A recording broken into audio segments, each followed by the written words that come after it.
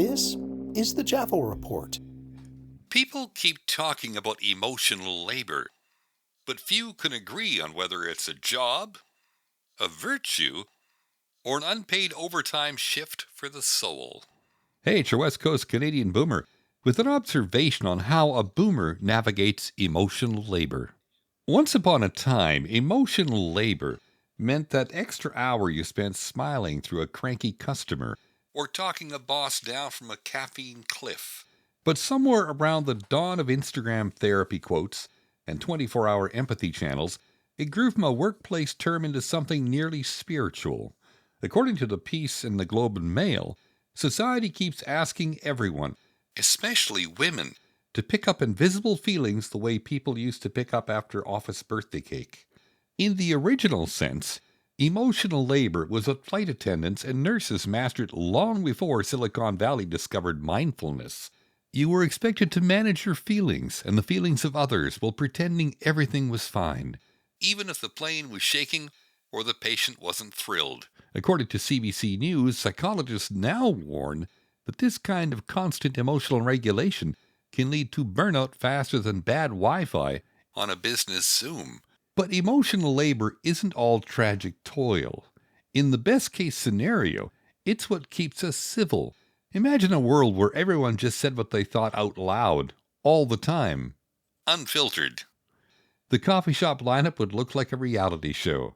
So when your neighbor rants about recycling bins, or your grown child rants about capitalism, you nod, breathe, and quietly channel your inner bodhisattva.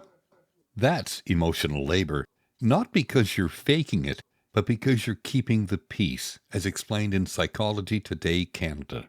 Worst case scenario, emotional labor taken too far is like running a kindness tab that never gets paid.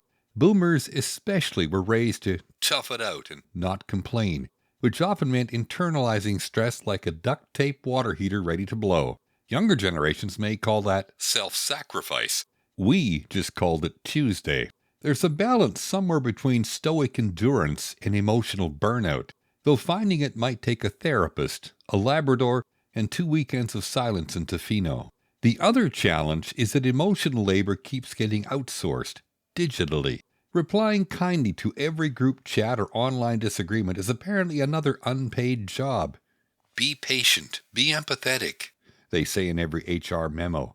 And sure, empathy is good for the community, as reported by the Toronto Star. But empathy without rest is just exhaustion with a polite smile. So maybe the next time we talk about emotional labor, we should treat it like gardening.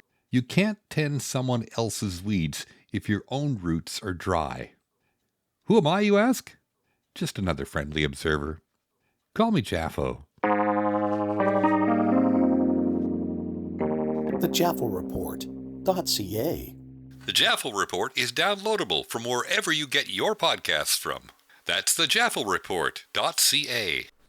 There was a time I kept putting off guided meditation, until a heart attack in my 60s changed that. Now I record simple, effective guided meditations to help slow you down when your mind won't. Come on over to babblingbrook.life. That's babblingbrook.life.